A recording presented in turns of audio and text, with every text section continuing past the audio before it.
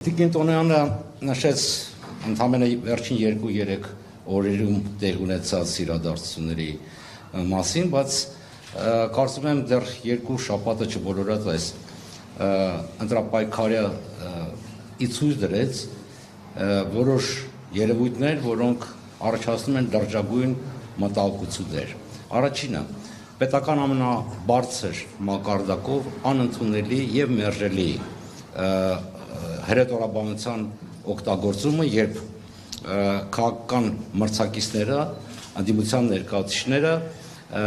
պիտակավորվում են, վիրավորվում են կամ արժանանում են արհամարհական վերաբերմունքի։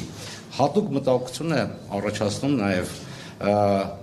պատերազմի բողով անցած եւ բռնի տեղանված մեր արցախցի հայրենակիցների նկատմամբ օգտագործված խոսույթը, որը միտված է հակադրել մեր եղբայրներին եւ քույրերին Հայաստանի այլ քաղաքացիների նկատմամբ։ Երկրորդը պետական ամենաբարձր մակարդակով ճնշման եւ սպառնալիքի օգտագործման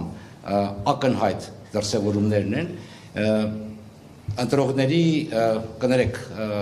ընդդիմության ներկայացուցիչների եւ նույնիսկ զորական ընտրողների նկատմամբ, որոնք չեն կիսում իշխող վարչախմբի տեսակետները։ Եվ երրորդը այս ամենը բերում է նրան, որ ընդհանրապես խարխլվում է ընտրական գործընթացի նկատմամբ վստահությունը։ Ազատ եւ անկախ ընտրությունները, արդար ընտրությունները չեն կարող տեղի ունենալ առանց քաղաքական մրցակիցների նկատմամբ հարգանքի նվազագույն դրսևորման։ Չի կարող տեղի ունենալ ազատ կամ արտահայտություն, երբ տեխնատուների եւ ընտրողների իրավական եւ ֆիզիկական անվտանգությունը չի երաշխարում։ Հետևաբար ես այսօր ցանկանում եմ կոչով դիմել Հայաստանում հավատարմագրված դիվանագիտական առաքելությունների ներկայացուցիչներին, մեր միջազգային գործընկերներին եւ հատկապես այն կազմակերպությունների միջազգային, որոնք զբաղված են հենց ժողովրդավարական ընտրությունների անցկացման հարցով։ Նախ եւ առաջ մենք կոչ ենք անում, որպեսզի դուք հարգելի գործընկերներ հրապարակայնորեն հայտարարեք ձեր հանձնառությունը եւ հավատարմությունը ԵԱԿ-ի եւ Վենետիկի հանձնաժողովի ստանդարտներին ազատ, արդար եւ առանց խնդրականության ընտրություններ անցկացնելու վերաբերյալ։ Երկրորդը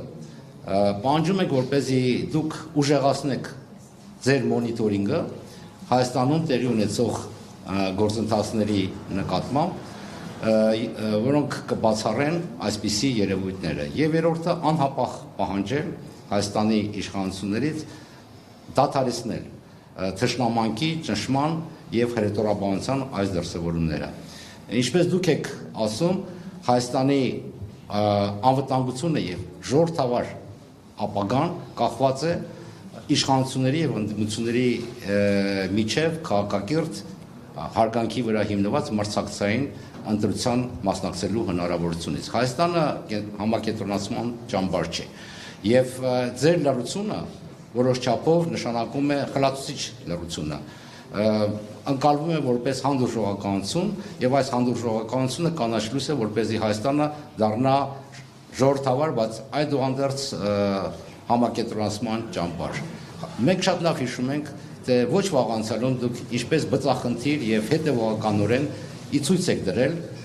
Հայաստանի որոշ ձախողումները ժողովրդավարացման ճանապարհին եւ խորապես երախտապարտ ենք ձեր ակտիվ մասնակցությանը։ Այսօր ձեր լռությունը իսկապես կասկածի տակ է դնում ձեր հավատարմությունը, ինչպես նաեւ